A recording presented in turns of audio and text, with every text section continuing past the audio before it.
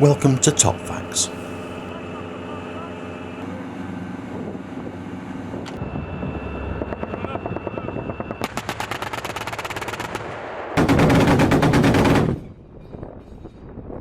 The Flakpanzer Gepard vehicle is based on the hull of the Leopard 1 tank with a large fully rotating turret carrying the armament.